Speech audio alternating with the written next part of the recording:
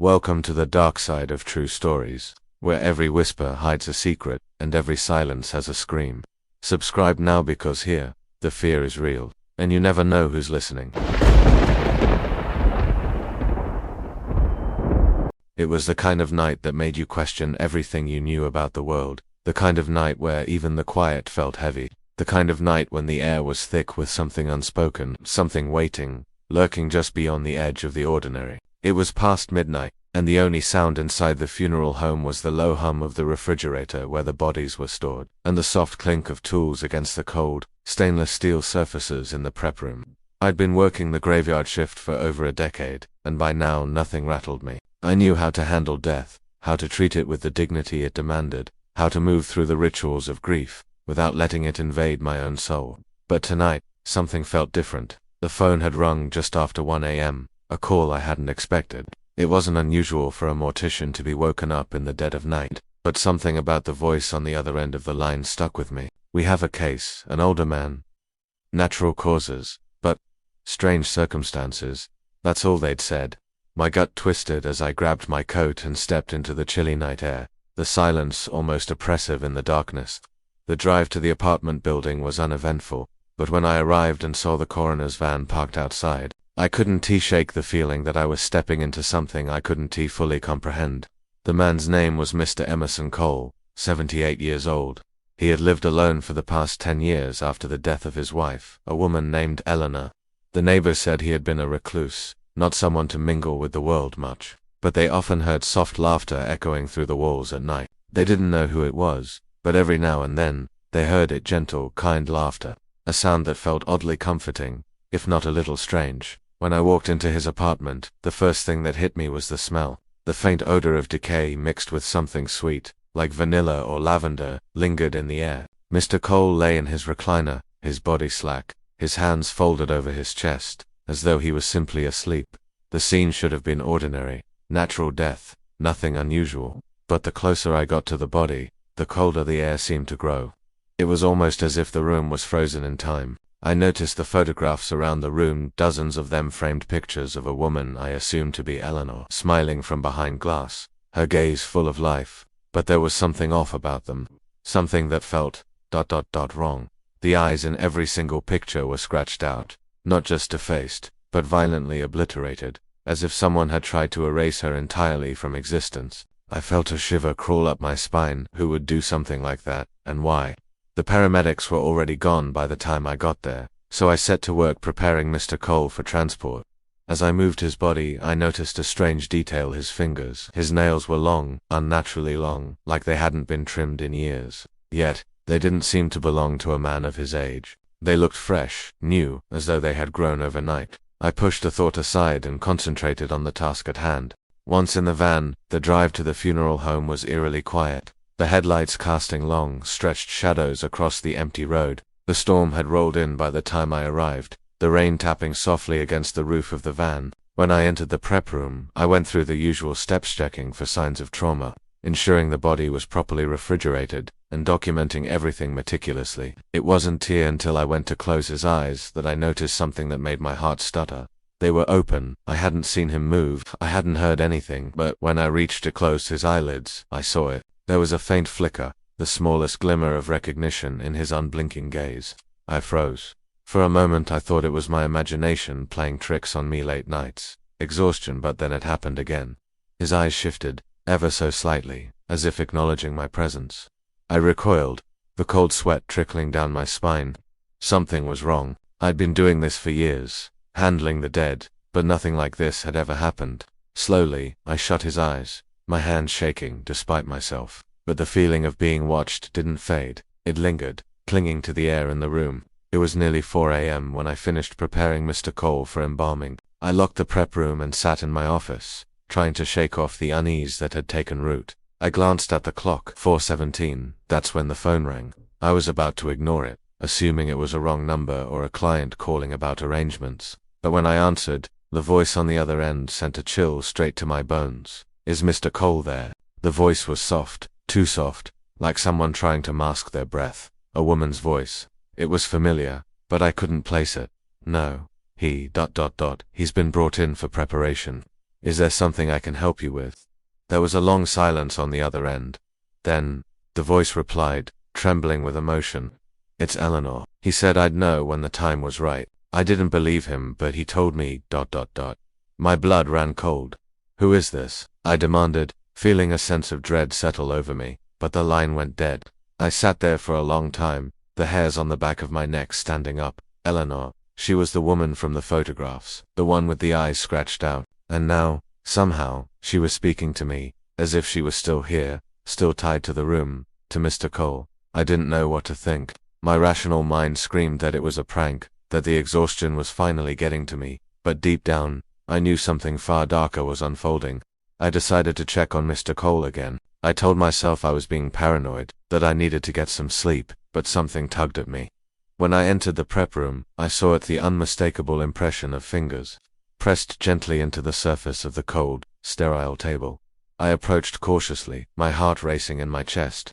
The body, perfectly still just hours ago, now seemed to exude an undeniable presence. And then I heard it, a soft whisper so faint it could have been my imagination. I'm sorry, it said. I never wanted to leave her.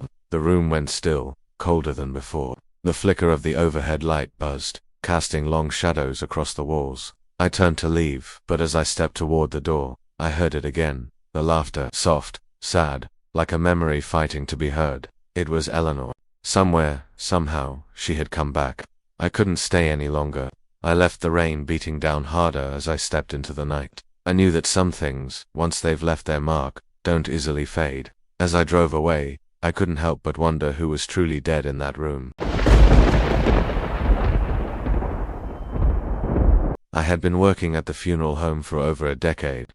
It's not the kind of place you think about when you imagine a career, but for someone like me, it was a quiet kind of refuge. The steady rhythm of embalming fluids, the precision of autopsies, the delicate rituals of preparation, it all felt like a strange but necessary balance in a world that had become too chaotic. People always assume that dealing with death, day in and day out, made you numb, but it doesn't. It teaches you to observe, to bear witness, and to respect what remains of a life after the breath is gone.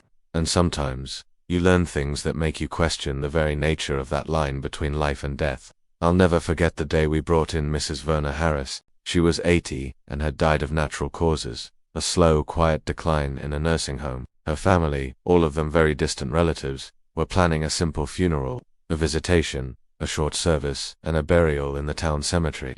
The typical affairs that you expect in this business.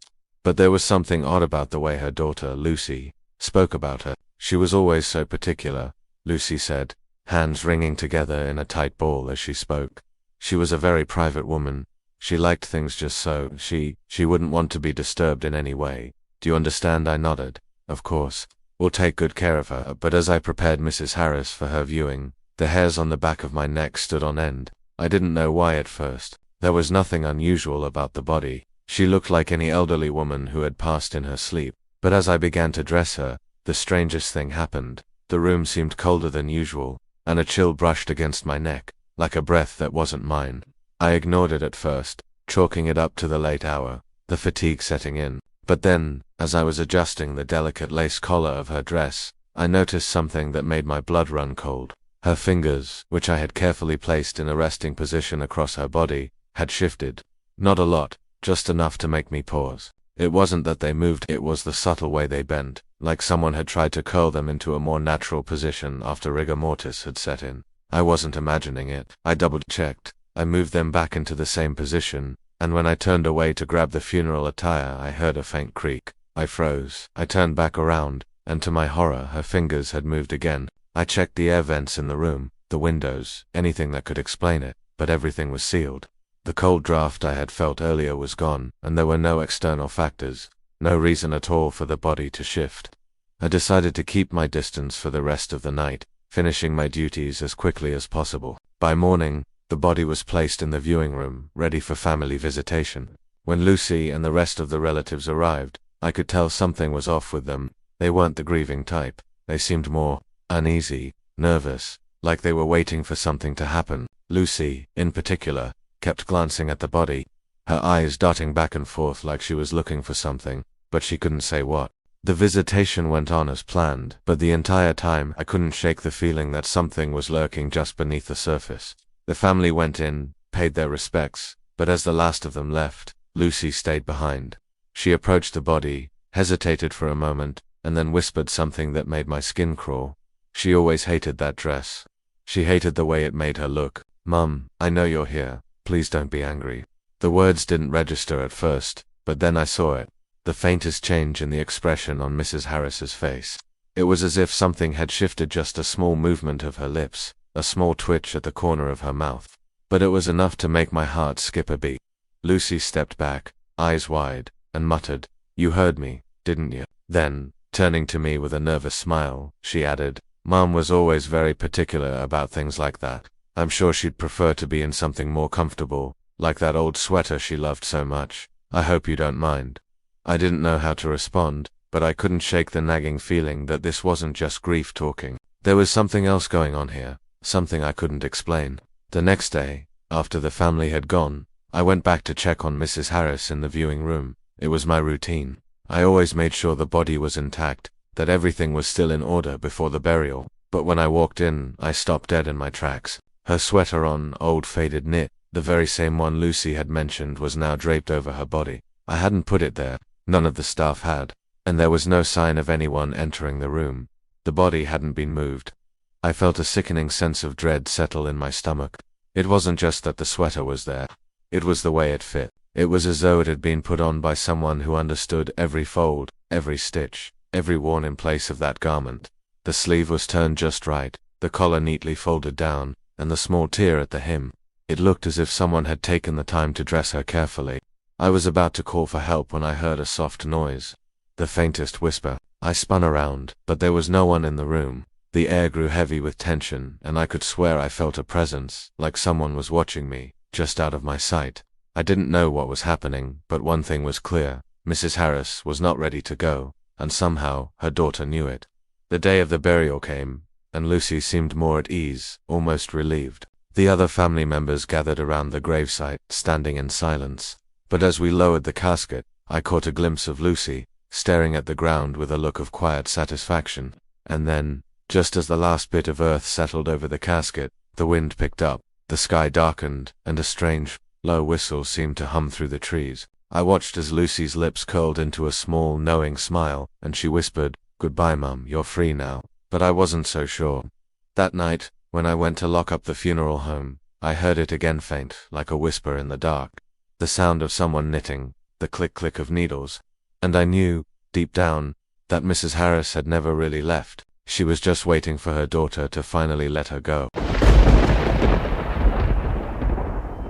I've been a mortician for nearly 15 years now, and I've seen my fair share of strange occurrences.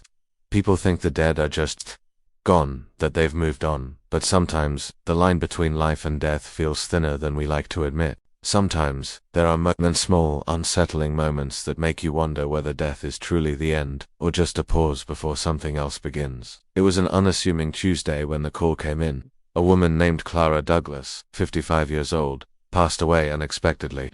The cause was a heart attack, but it wasn't the heart attack that set the whole day off. It was the condition of the body when it arrived. Usually, when we receive someone in the condition Clara was in, we prepare ourselves for the trauma rigor mortis, discoloration, and the delicate process of setting the body in a way that would allow the family to say their goodbyes without too much distress. But Clara, she wasn't like the others. I had just finished the intake process when I noticed it. Her body was perfectly still, as if she had simply fallen asleep. There was no sign of rigor, no unusual cooling, nothing to indicate she had been dead for the several hours that had passed since her heart had given out. But the strangest part, her face was serene, almost as if she was smiling. It's not uncommon for some faces to relax into a slight expression after death, but this was different. Clara's smile wasn't a natural one. It was too wide, too deliberate, as if someone had forced it. Her lips were pulled tight, the edges of her mouth stretched unnaturally, but the smile didn't seem grotesque. No, it looked almost content, peaceful. The air around her seemed wrong, too. It was colder than the rest of the room, and the faintest scent of lavender filled the space, mixed with something else I couldn't quite place. I brushed it off as one of my tired, overworked senses playing tricks on me. After all, We were in the business of dealing with things that most people don't think about, things that the living usually avoid confronting. Death had a way of making even the most seasoned morticians question what was real. I prepared Clara's body for the wake, dressing her in the clothes her family had selected. The daughter, Evelyn, had brought a soft, cream-colored blouse, with a delicate lace collar. It was a modest outfit, but I could tell it meant something to her. It wasn't until I was arranging Clara's hands, crossing them over her chest, positioning them just so that the oddness started to creep back in. Her fingers wouldn't stay in place. Every time I moved them into position, they shifted back again. It wasn't the natural release of tension, the slow loosening of muscles over time. No, it was as if her hands were being pulled back to a different posture, a posture that suggested she was reaching for something. I called in one of the younger staff members to double-check, just to make sure it wasn't my imagination. But when she came in and took a look, she swore she saw Clara's fingers twitch. I didn't know what to say. Morticians are supposed to know how to handle the deceased, how to prepare them for their loved ones, but this was something else entirely. By the time the wake began, the unease in the room had settled in. Evelyn and her family were cordial, but there was something distant about them. The daughter, in particular, kept glancing nervously at her mother, who lay in the casket, that unsettling smile frozen on her lips. I didn't say anything, but I could see the tension in Evelyn's face. She kept adjusting the hem of her dress, brushing away invisible dust from the air, anything to keep her hands busy. But then, just as the room fell into silence, the lights flickered. It wasn't a power outage, just a subtle shift. Like something was brushing against the circuits, something unseen, something just out of reach. And when the light returned, that's when it happened. The smile, it shifted. It wasn't a drastic change, but it was enough to make my stomach tighten. Clara's mouth, once frozen in that unnaturally wide grin, now had the faintest downturn at the edges. It wasn't a grotesque expression, but there was something deeply unsettling about it. It was almost like she was disappointed. The air in the room grew thicker, heavier, and Evelyn looked at me with wide, frantic eyes. "What's happening?" she whispered.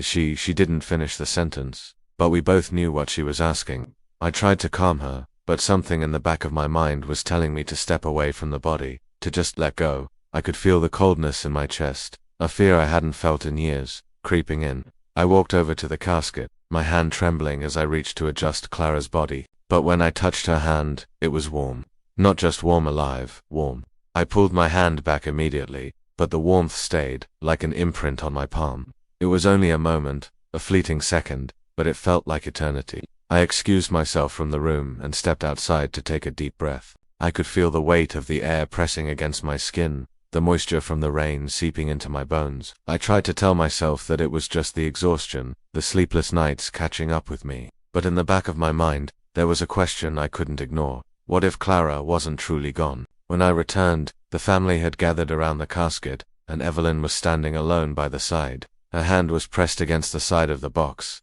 and when she looked up at me, there was a deep sadness in her eyes. But there was something else there, to dash something, knowing. She was always afraid, Evelyn said softly, always afraid of being alone. I think she's still waiting for someone to be with her. She never wanted to go. I didn't know how to respond. What could I say? I could tell her that her mother was gone, that it was just the normal reaction of the body to have some movement, some adjustment over time, but deep down, I knew that wasn't true.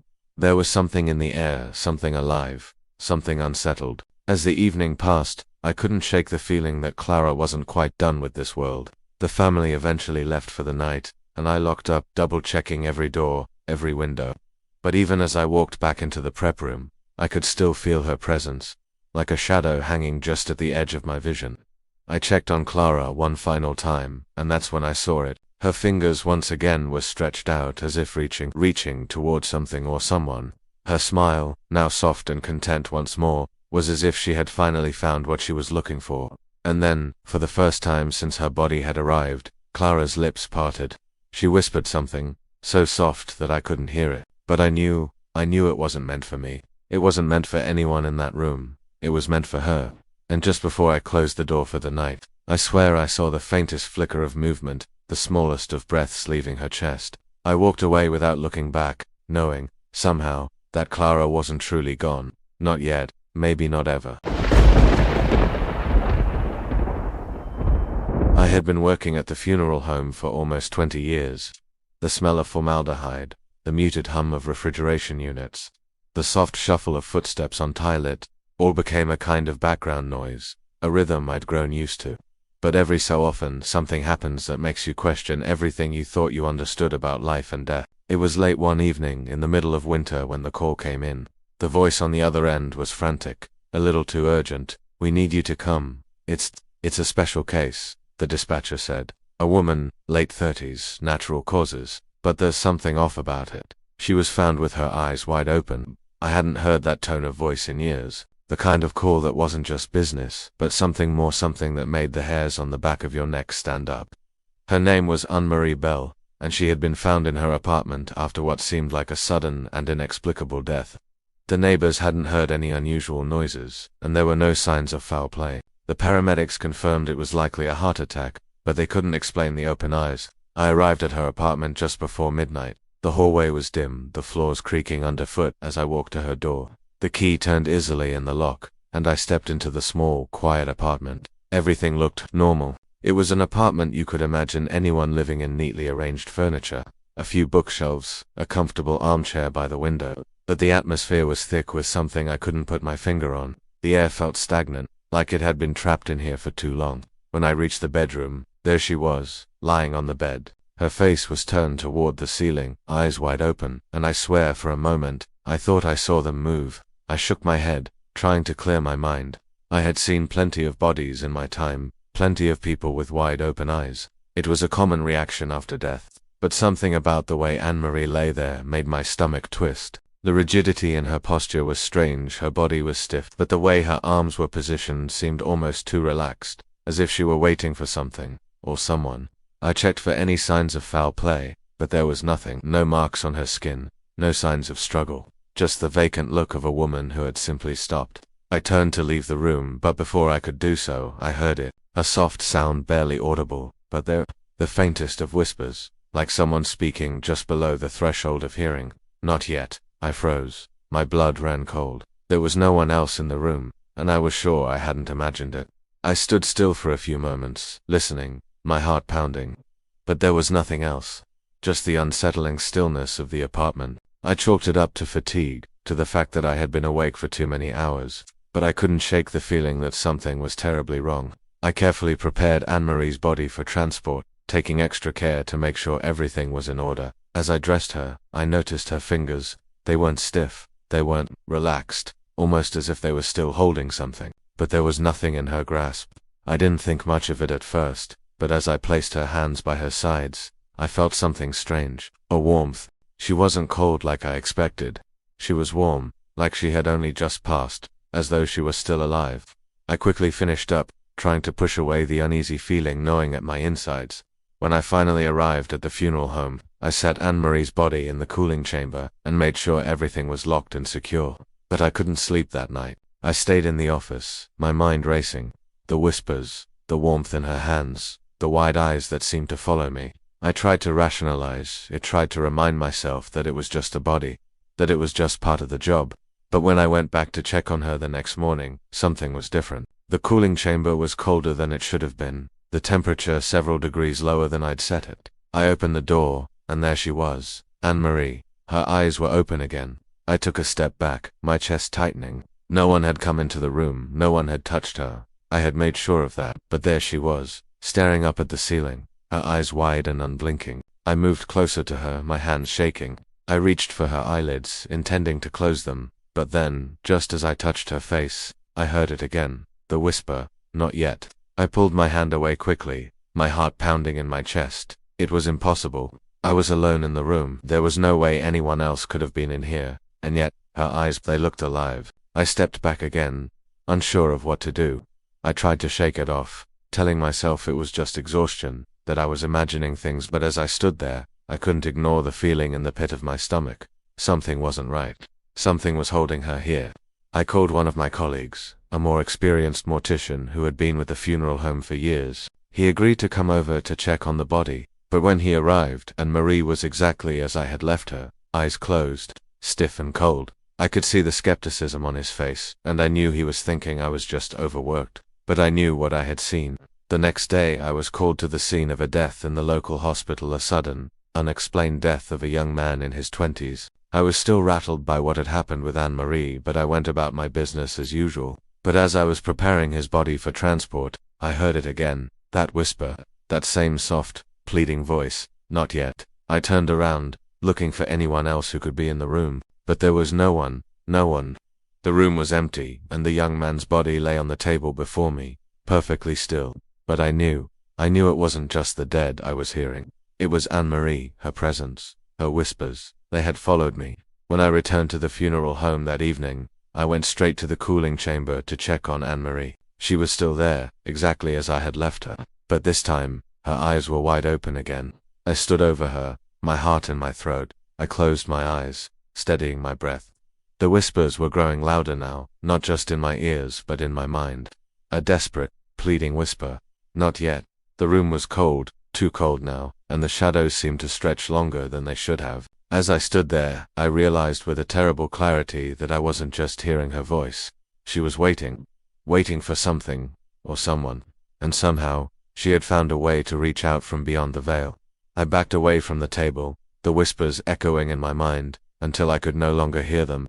The quiet returned, but I knew she wasn't gone. She was still there, watching, waiting, and I had a feeling that I would never be able to leave her behind.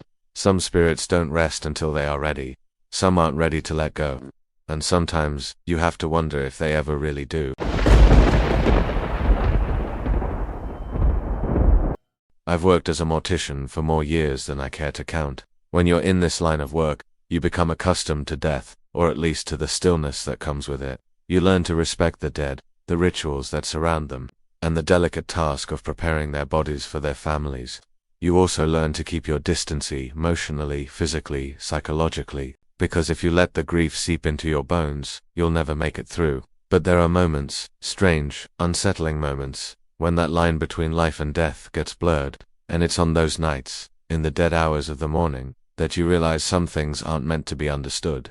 Sometimes the dead have their own reasons for lingering, for staying just a little longer. It was a Thursday, just past midnight, when the phone call came. I was finishing up some paperwork in the office, the hum of the fluorescent lights the only sound in the room, when I heard the familiar ring of the phone. "Hello," I answered, leaning back in my chair.